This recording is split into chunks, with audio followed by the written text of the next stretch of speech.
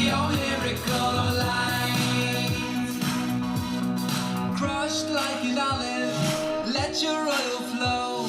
When there's nothing left, your true colors show.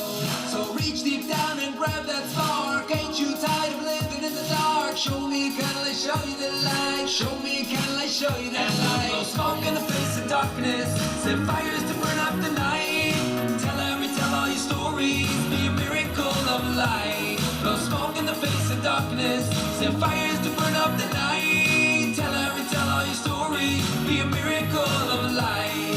Canto esti nom, canto nikmo som.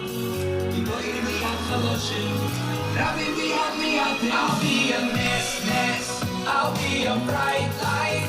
I'll be a miracle, I'll be a miracle of light. I'll be a ness, I'll be a bright light. I'll be a miracle, I'll be a miracle of light. Good evening. Oh, let me turn that off.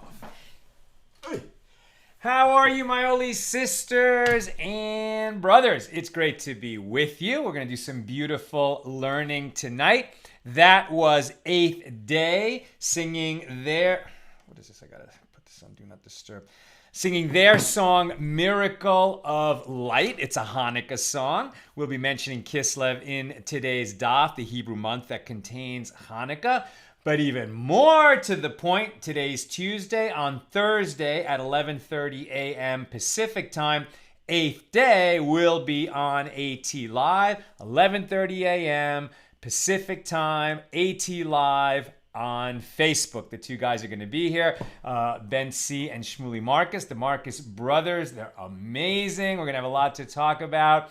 They're bringing instruments. They're going to be singing on the show. It's going to be a great one. Tune in for that, 11:30 a.m. Thursday Pacific time, AT on Facebook Live.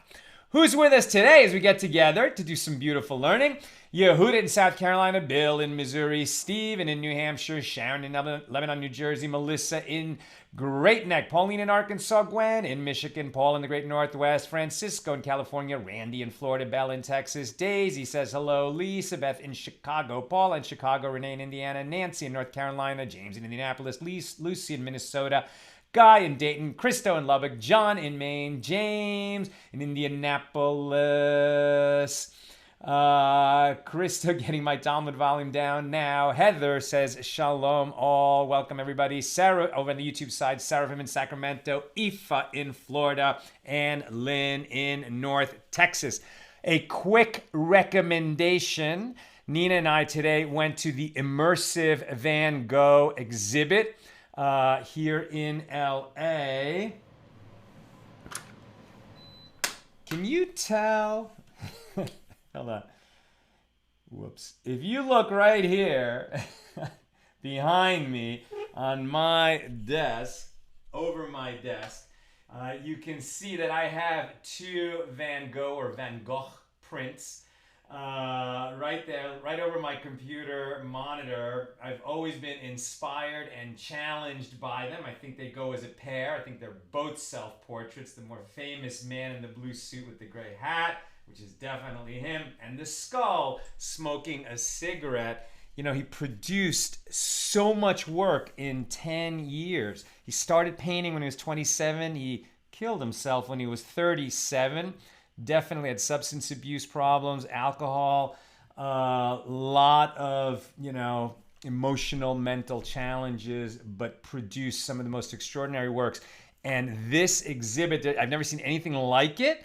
I could really appreciate the sophistication and the emotionality, the beauty. I mean, like you walk through, they're projecting from many different projectors in different planes. It's all seamless. It's on all walls around you.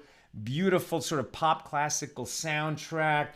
And you're just in Van Gogh's world. Go to Van Gogh. If you're in LA, go. When it gets to your city, go. This immersive Van Gogh exhibit, amazing. Okay, we are holding on Daf Gimel, page 3, here in Tractate Rosh Hashana. Now, we started to talk about yesterday that that according to the sages, there are 4 New Years that are celebrated, that are significant for the Jewish people, the Jewish calendar, and some say 6. And they are different, right? And so in our Mishna, the first Mishna here in chapter 1 on page 2, yesterday we learned that there are 4 New Year's, 4 New Year's days in a sense. One for kings and how they measure how many years of their rule that they have had. Another for counting the years on the Jewish calendar. Another for establishing the cycle of the pilgrimage festivals. Another for establishing the birthday of the trees. Now we've been getting into the first of these, the New Year for Kings, which is the first of Nissan. And that's also, like we count the months from the first of Nissan, Nissan being the month in which we left Egypt. We were redeemed from slavery in Egypt on the 15th of Nissan, and that came to be known as Passover, the great festival of Passover. And this is also the first of the 3 festivals that form a unit each year, even though they sit in different calendar years according to the Hebrew calendar, right? Passover, Shavuos, Sukkot. Passover and Shavuos are going to be in the same calendar year. Sukkot will be in the next calendar year since it comes after Rosh Hashana, which is a fall holiday according to the solar calendar, but those 3 are a unit. So why are we going to measure the year of Kings like we measure the cycle of holidays and like we count years since the Exodus from Egypt, and like we were given the very first commandment, the first mitzvah as the nation of Israel was, this shall be for you the first of months. So meaning Nissan, the first of Nissan, Rosh Hodesh Nissan, to observe Rosh Hodesh Nissan, to make a festival, a minor festival of the first day of every Hebrew month. And it starts counting on Nissan. The first month of the calendar is Nissan, making the 7th month of the calendar Tishrei. But in Tishrei, we celebrate Rosh Hashana, the new year. So it's this great contradiction. Why is it this way? A lot of different explanations are being given. And today we're going to continue discussing, well, okay, it's established that we count the years of a king's reign, a king of Israel, a king of Judea, his reign from the first of Nissan. And why do we do that? So yesterday at the end of the page, we heard that in Numbers 33:38, near the end of Aaron's life, Moses' brother, and Aaron the priest went up to Mount Hor at the commandment of the Lord and died there. When? In the 40th year after the children of Israel were come out of the land of Egypt, in the 5th month on the first day of the month. And it is later written, and it came to pass in the 40th year, in the 11th month, on the first of the month, that Moses spoke to the children of Israel, at Deuteronomy 1:3. Now, from the fact that when the Bible speaks of the month of Av, which is the 5th month, it calls that year the 40th year. And when it speaks of the following Shvat, the 11th month, it also calls that year the 40th year. The implication is that New Year cannot begin in Tishrei, when we celebrate Rosh Hashana, the day of blowing the shofar, but rather in Nissan, the first of Nissan, when we celebrate Passover. That's why they're both in the 40th year. Moses died, right? Aaron and Moses died in the same year, the 40th year, if you count from the 1st of Nissan or the 15th of Nissan when we left Egypt. That's why it was the 40th year from when we left Egypt, right? And so now why are kings going, the tally of years that a king has ruled, why is that going to be associated with the 1st of Nissan and not the 1st of Tishrei? That is what we're learning now.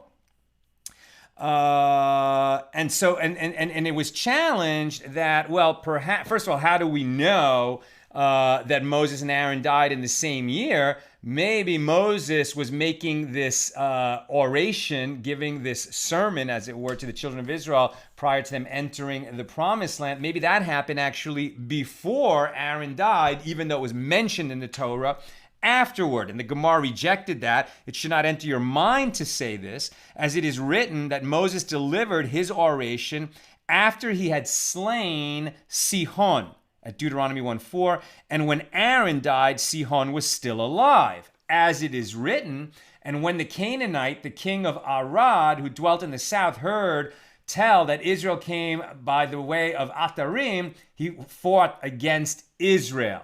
Now, we're learning that Sihon had been killed, and now this from a verse that the Canaanite, the king of Arad, heard that he could come and make war with Israel. What does Sihon have to do with the Canaanite, the king of Arad? And we're going to learn very soon that this is the same person. We're going to get there. But why did he attack? And then we're going to get back to the calendar, so stay with this.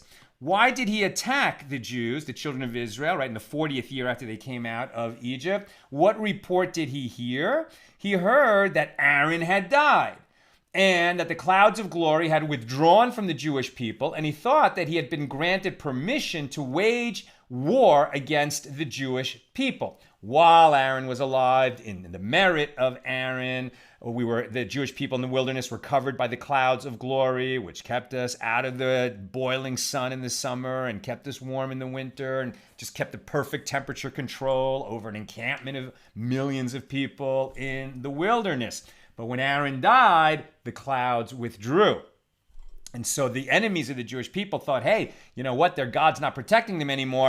These people are dangerous, and jump in and let's attack them. And this is as it is written, Numbers 20:29. And all the congregation saw that, the word ki, Aaron was dead. And they wept for Aaron 30 days, all the house of Israel. Now this Hebrew word ki can be translated in various ways.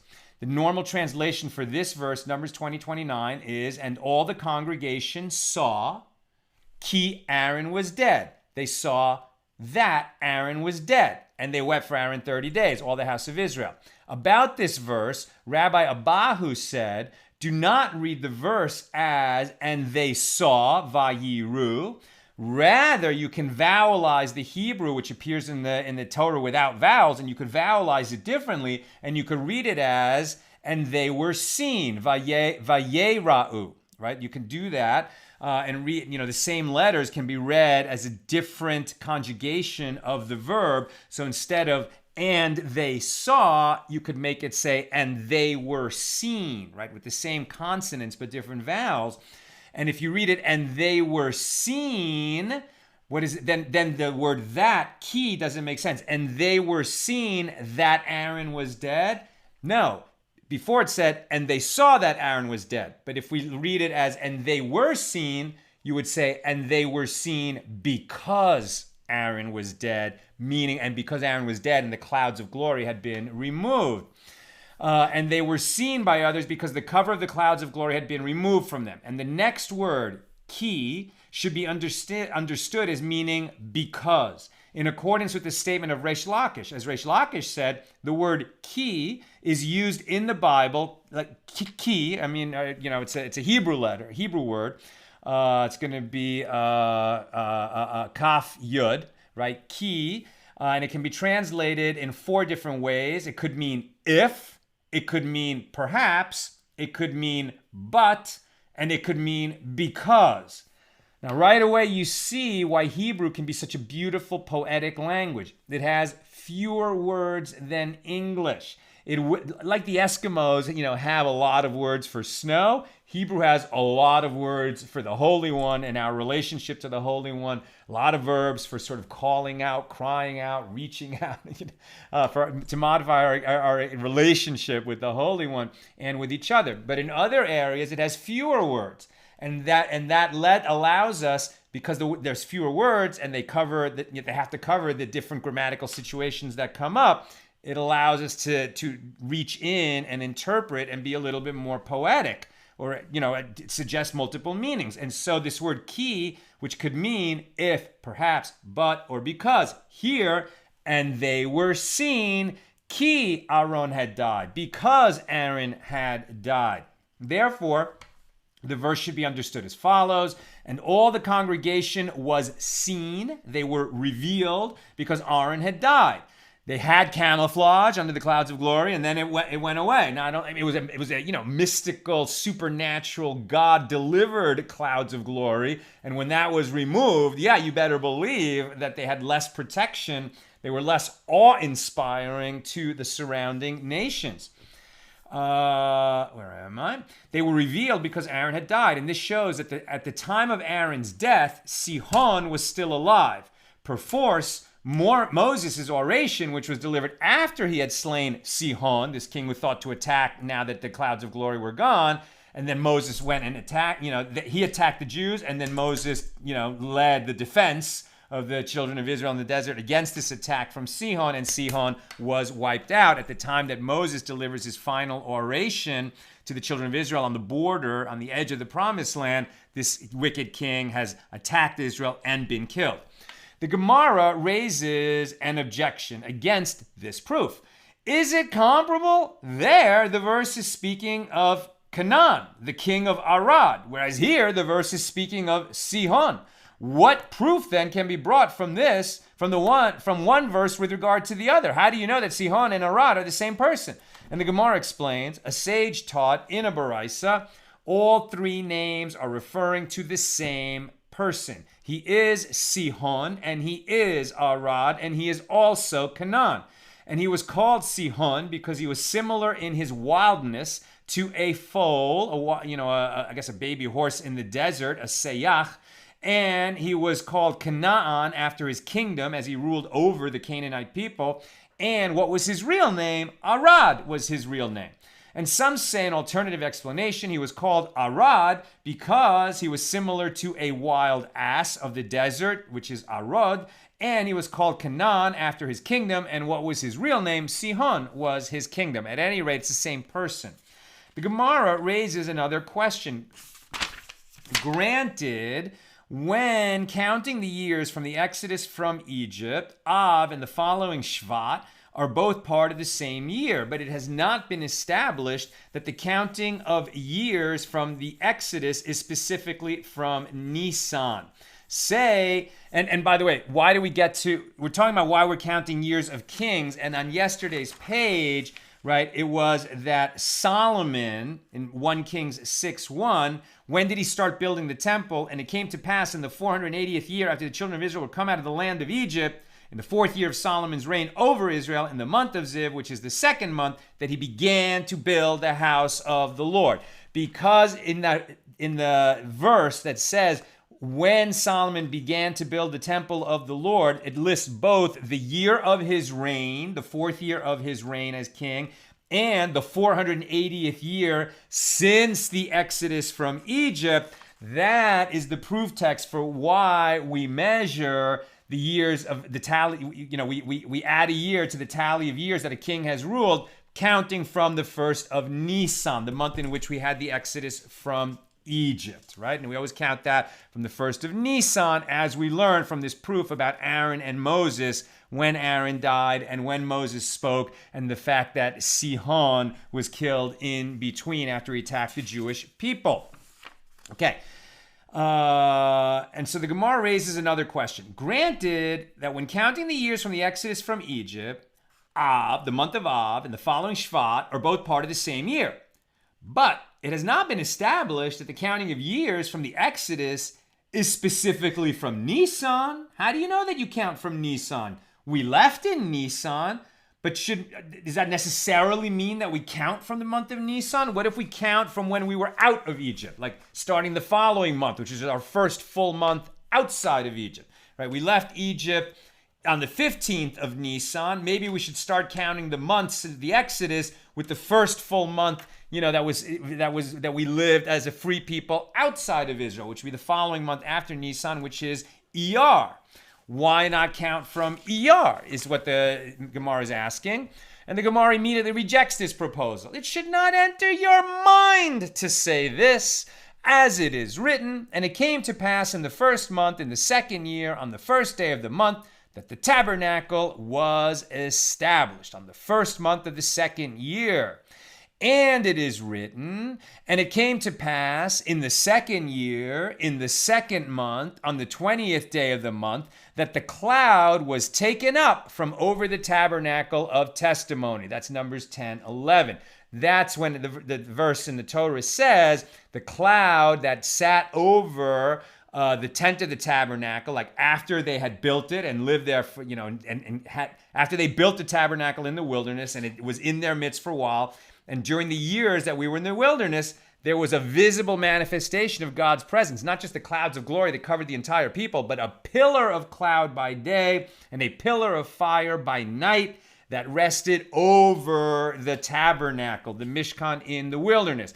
And in the verse that says, okay, they'd been there for long enough, and God said, it's time for you to move on. We're going to move the whole encampment to another place in the wilderness. And that pillar of cloud went up from the tabernacle, and it directed them where to march to. That happened in the second month of the second year. We're learning, right, at Numbers 10:11. And it may be argued as follows. From the fact that when the Bible speaks of Nissan, which is the first month, it calls it the second year. And when it speaks of the following Iyar, which is the second month, it also speaks of it happening in the second year. So by inference, Rosh Hashana is not at the beginning of Iyar, because if Rosh Hashana at the beginning of the year was at the beginning of Iyar, that would already be the third year, right? It would be another year would have had to be added. And since the Torah didn't do that, that's how we know that we're not going to start in Iyar. And so now the Gemara is going to ask a few more questions, like, okay, sounds good, like it should be Nissan. We just established that it cannot be Iyar, but how do we know it's not even the month after that? How do we know it's not Sivan? So it's offering different possibilities, and then it's quickly going to disprove them. So it offers Sivan, and then it disproves Sivan. And it says, well, what about Av? Maybe it should be the month of Tammuz, or maybe the month of Av, or maybe the month of Adar. Rather, Rabbi Elazar said, it is from here that it is derived that the years of a king's rule are counted from Nissan. As it is stated, second book of Chronicles, chapter 3, verse 2, and he began to build in the second month, in the fourth year of his reign. Now, this is about the construction of the second temple, right? First, we looked at when Solomon started building, and there was juxtaposed that he started doing in the 480th year since the Exodus from Egypt, and in the fourth year of his own rule. That was when the first temple was built. Now we're looking about 480 years later than that, when the second temple is built, right? And this is after the Babylonians destroyed the first temple, then there's the Babylonian exile. 50 years later, the Persian Empire defeats the Babylonian Empire. Nebuchadnezzar and his lot are all defeated. Now there's a Persian king who takes over, and that's going to be Cyrus. And Cyrus saw himself as a magnanimous king who allowed the different peoples within his huge empire to practice their own religion, including the Jews. And he's going to say to them, yes, you can go and rebuild your temple. And that's what we're going to be reading about right now. Where am I? Hold on a second. We're going to be reading about that very soon. But here in this verse, so rather, Rabbi Elazar said, this is how we know we count years of a king's rule from the first of Nissan. And he began to build in the second month, in the second, it repeats, in the second month, in the second, in the fourth year of his rule. What is the meaning of the words the second? Why does it say in the second year, in the second, in the fourth year of his rule? What is this repetition of in the second? Doesn't it mean second to the month from which Solomon's reign is counted? And this is clear proof that the years of a king's rule are counted from the first month, i.e. the month of Nisan. Now, Ravina strongly objects to this.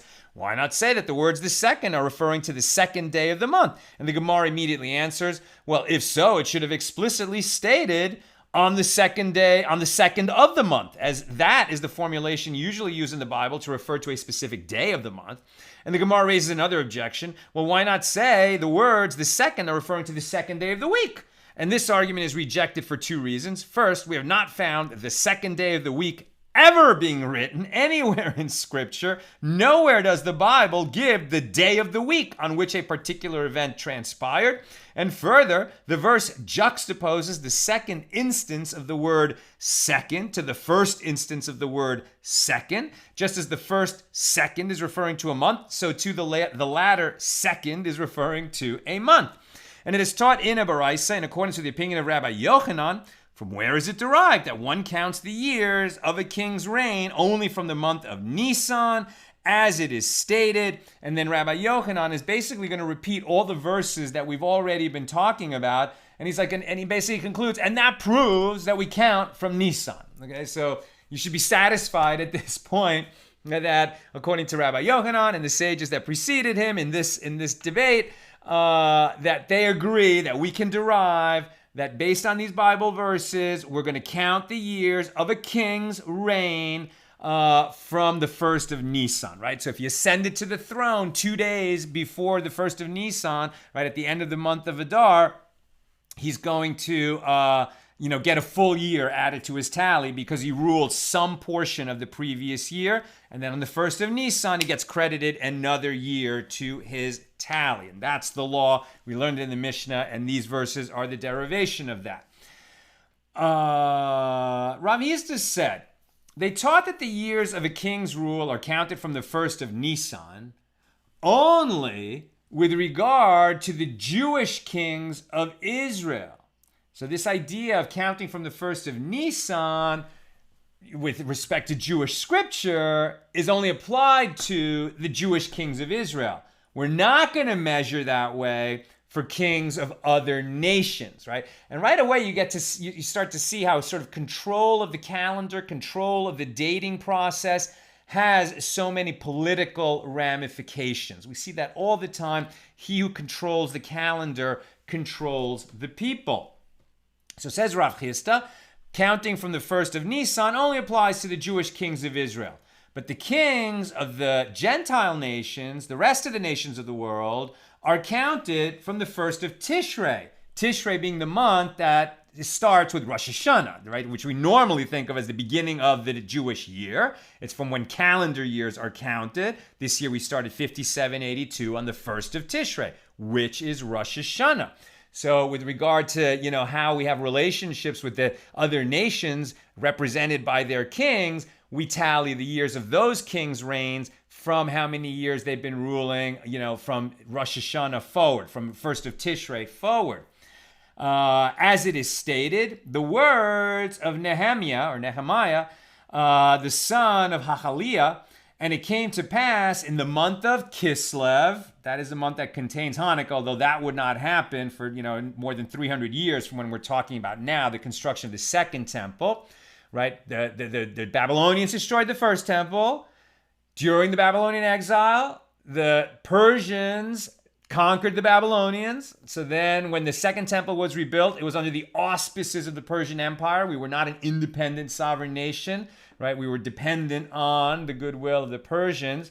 Eventually, the Persians were defeated by the Greeks, right? And so the Greeks took over this part of the world. And so now we were dependent on the goodwill of the Greeks until there was a rebellion against the Greeks led by the Hasmoneans. That is the Hanukkah story that we're going to be celebrating in the month of Kislev and not too long from now. And the album, the band Eighth Day, could suggest Shmini Atzeret, could also suggest Hanukkah, could also suggest the idea of transcending. And they're going to be on our show on Thursday. And the song that I played tonight, Miracle of Light, is a Hanukkah song about that. Anyway, that was a digression. So we're measuring the number of years that a Jewish king has ruled in Israel from the first of Nissan. We're going to measure the number of years that any other king has ruled from, like what is a regular calendar year for the Jewish people, from Rosh Hashana onward. And how do we know that?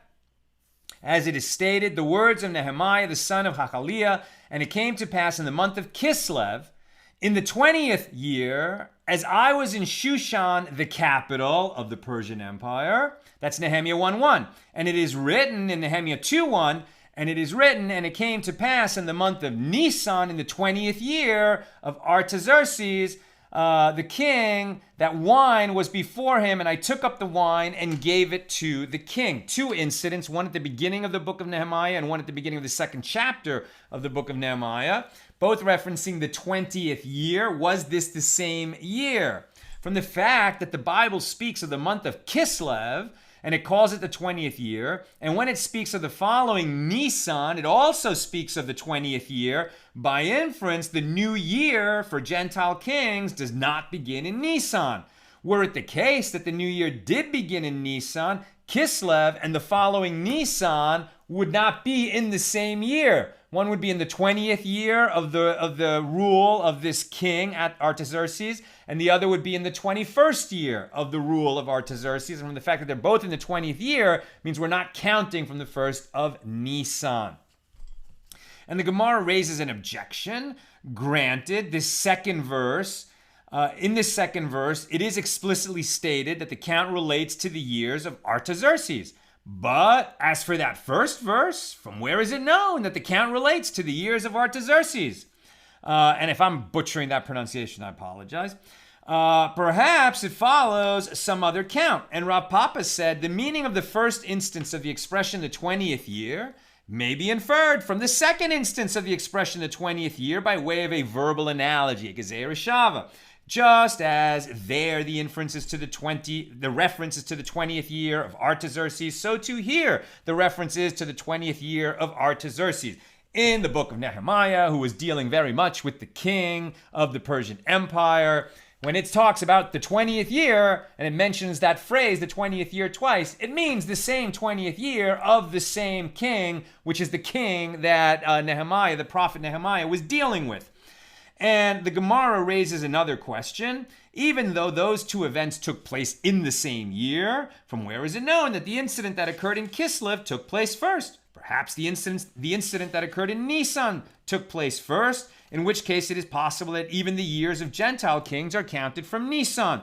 And the Gemara answers, it should not enter your mind to say this, as it is taught in a Baraisa, the words that Hanani told Nehemiah in the month of Kislev, Nehemiah told the king in the month of Nisan. Something that he heard in Kislev was repeated in Nisan. So for sure, Nisan, we're talking about the same year in which Nisan followed Kislev, the same calendar year which began in Tishrei, the normal Rosh Hashana. And the Baraisa explains, the words that Hanani said to Nehemiah in Kislev are, as it is stated, this is Nehemiah chapter 1, verses 1 through 3.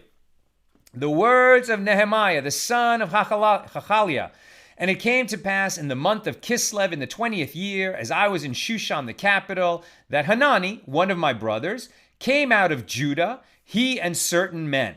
So somebody came from the land of Israel, Judah, to the capital of the Persian Empire in Shushan, where it was a Jew came to see his brother, another Jew, and also a prophet serving in the court of the king in Persia, in Shushan. So one of my brothers came out of Judah, he and certain men, and I asked them concerning the Jews who had escaped, who were left of the captivity, and concerning Jerusalem, right? Somebody came from Jerusalem to the capital of Persia, in Shushan, and Nehemiah, who was, serving in the court of the Persian king, said, give me a report. What's going on in Jerusalem that was laid bare, was made desolate by the destruction of the first temple at the time that Nebuchadnezzar did that? What news in Jerusalem?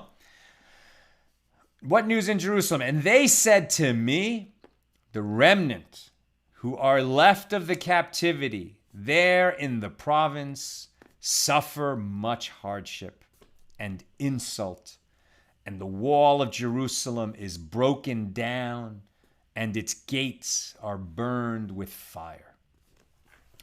Nehemiah told these words to the king in Nisan. He heard it in Kislev, so he heard it, let's say in December, and he told it over in April, like 3 months later. So Nehemiah told these words to the king in Nisan, as it is stated, and it came to pass in the month of Nisan, in the 20th year of Artaxerxes the king, that wine was before him, and I took up the wine and gave it to the king. right? Sort of showing obeisance to the king, right? Handing him his cup. Now, I had not been before sad in his presence. The king had never seen this man, Nehemiah, sad, crestfallen in the presence of the king. And the king noticed it. And the king said to me, that now I had not been sad before in his presence. And the king said to me, why is your face sad, seeing that you are not sick? This is nothing else but sorrow of the heart. And then I was very much afraid. Right? You're not supposed to show your own emotions around the king, like, because that's equivalent to making a petition of the king, like you need something. So he was scared. But the king asked him a direct question, so he answered. And I said to the king, let the king live forever. Why should not my face be sad when the city, the place of the tombs of my ancestors, lies waste, and its gates are consumed with fire?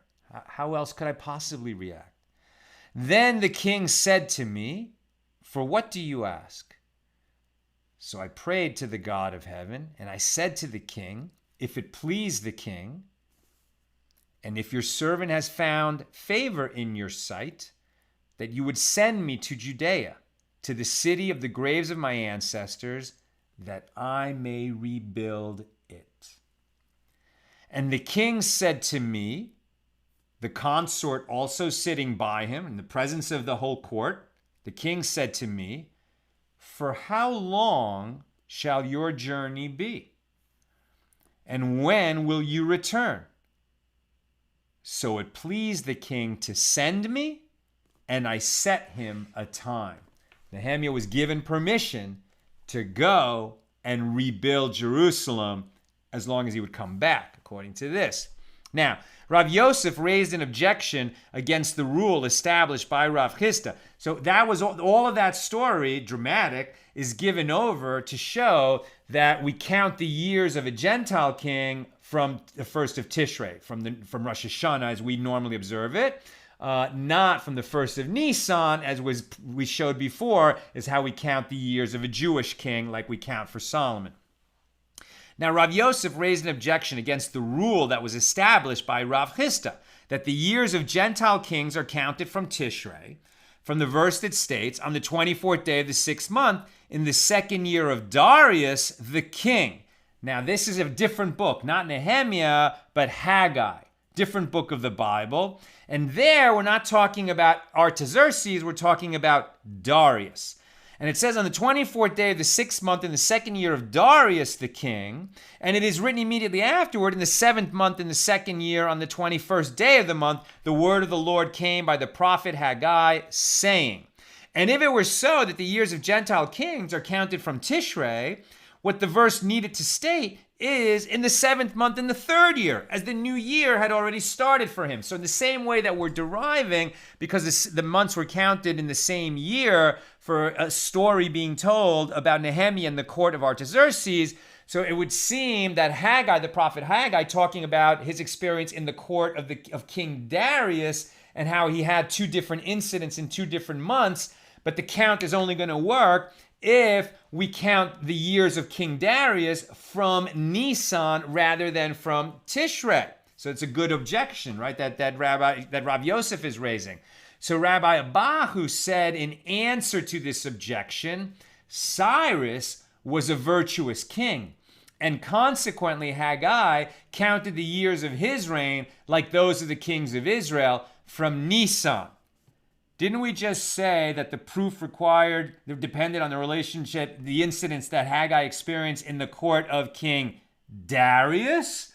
And now Rabbi Abahu said Cyrus was a virtuous king. How? And therefore, and that's why we count his years the same way we count the Jewish king. Even though he's a Gentile king, we count his years from the first of Nisan because he was a virtuous king. He did right by the Jews according to Torah. But what does the virtuousness of Darius have to do with Cyrus? Or the virtuousness of Cyrus have to do with Darius? Rav Yosef strongly objects to this explanation for two reasons. One objection is that if this is so, the verses contradict each other as it is written, and this house was finished on the 3rd of the month of Adar, which is in the 6th year of the reign of Darius the king. That's in the book of Ezra.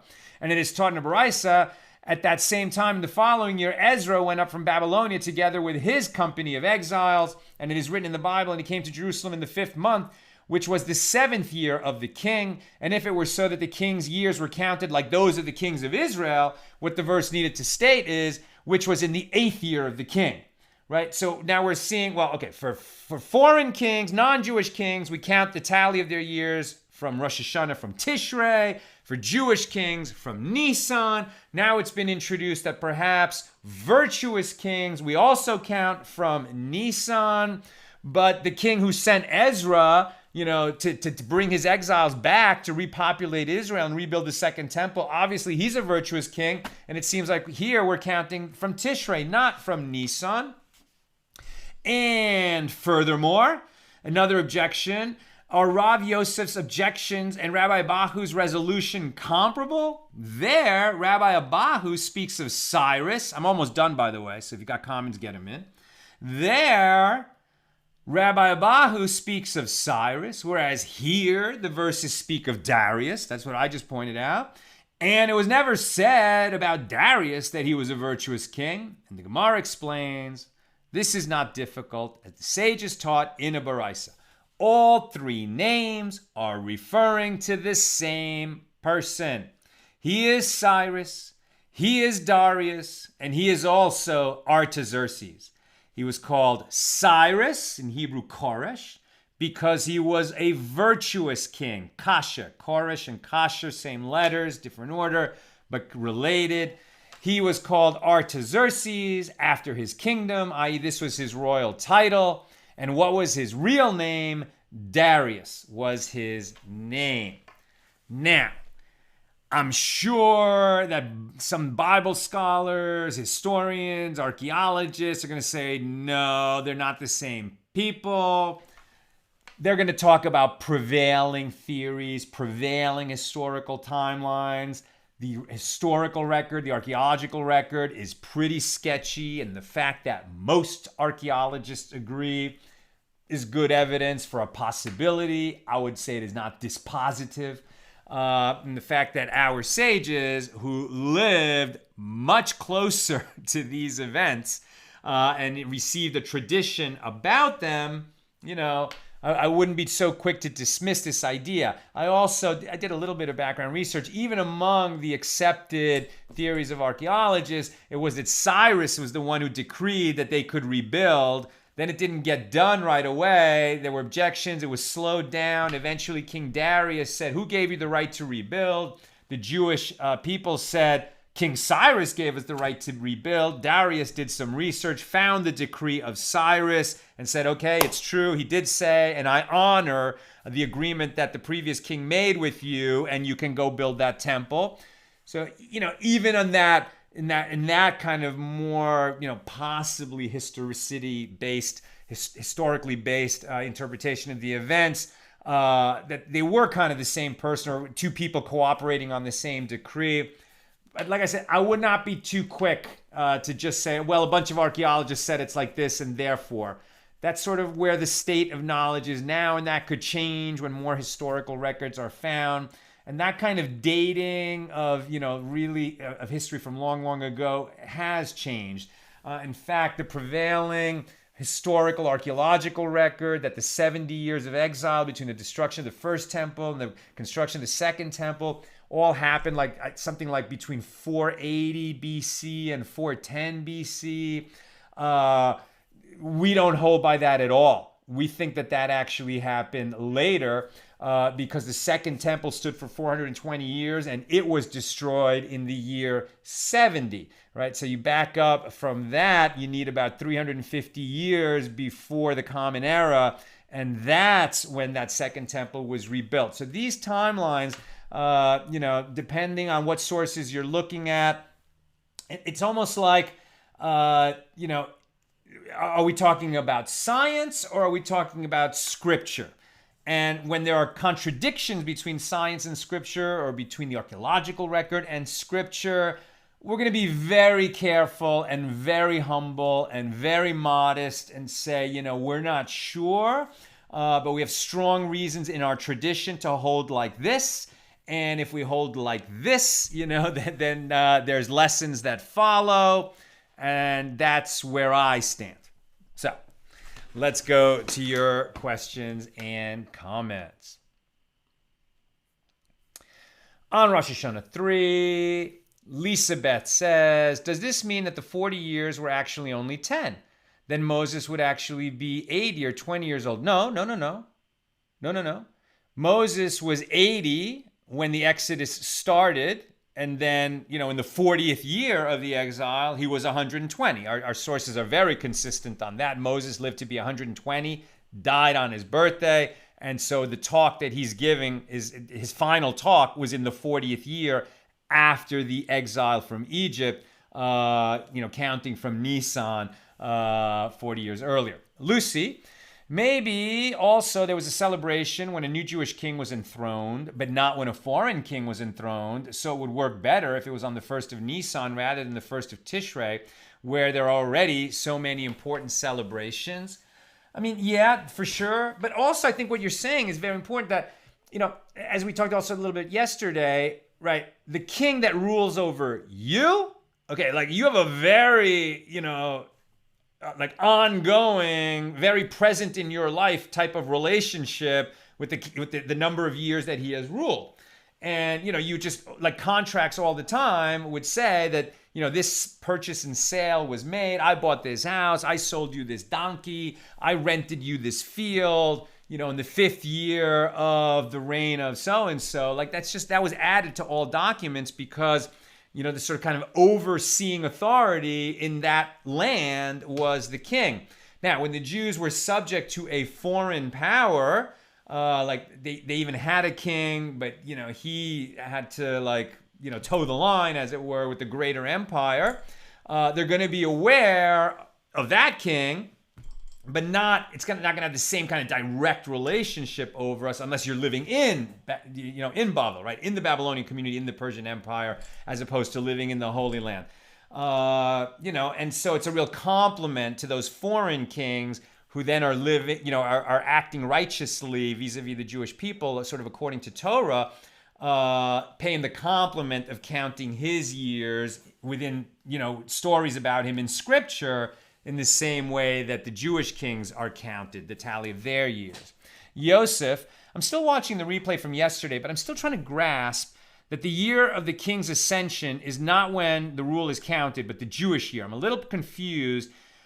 Is the time the king ruled before the Jewish year started not counted? So just the simple thing is, whatever date of the year he ascended, whatever date of the year, right? As long as, whatever date of the year it is, when Nissan comes along, the 1st of Nissan in the spring, you add a new year to it, right? So if he became the king, let's say in December, in Kislev, he was placed on the throne, and then 3 months later is the 1st of Nissan.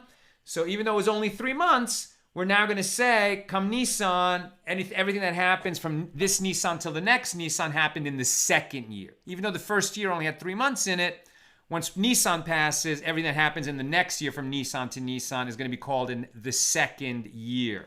And with respect to foreign kings, no matter when they ascend, let's say they went in June, come Rosh Hashana, let's say in September, when Tishrei comes, even though a foreign king has only been on the throne for about 3 months, come Tishrei, we start his 2nd year. And from that Tishrei to the following Tishrei, everything that happens is in his 2nd year, vis-a-vis legal documents within the Jewish community.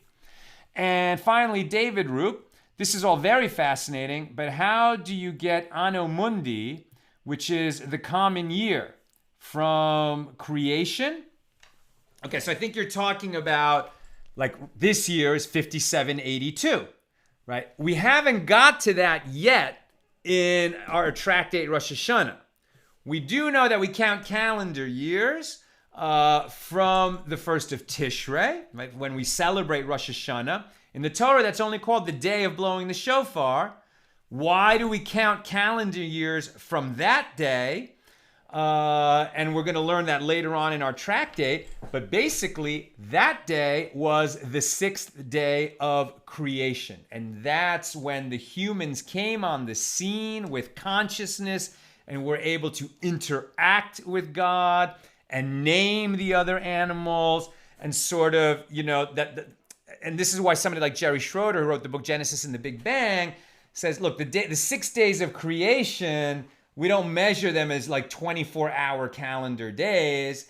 They could be sort of logarithmic. They could count, like all the creation, the planets, the galaxies, etc. From God's point of view, they could have been easily created in 6 24-hour days. From our point of view, inside the creation, maybe they took billions of years.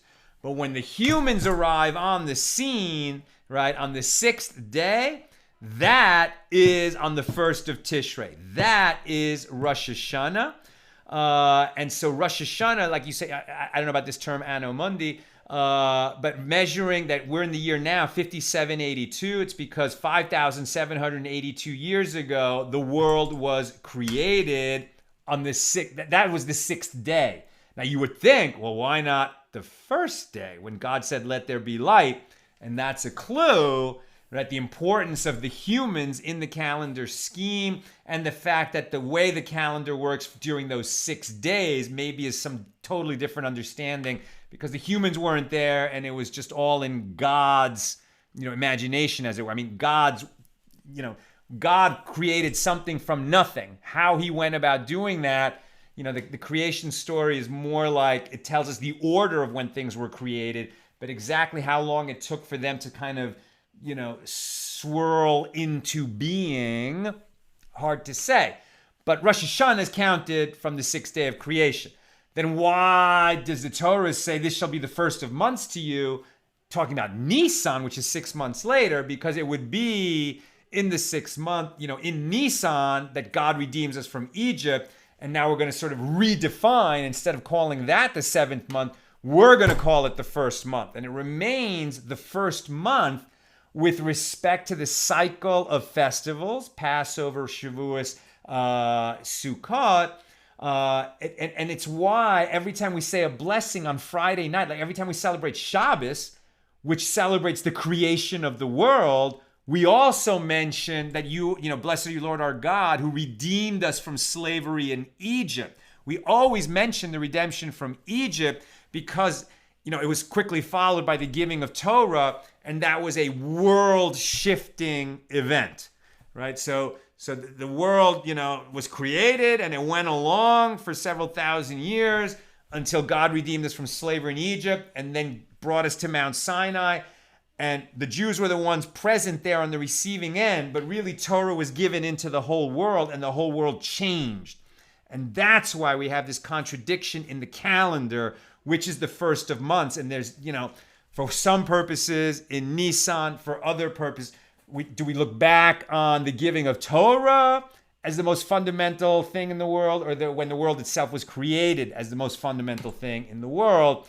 For different purposes, we look to a different New Year's. And that's the general rubric of what we're studying here in Tractate Rosh Hashana.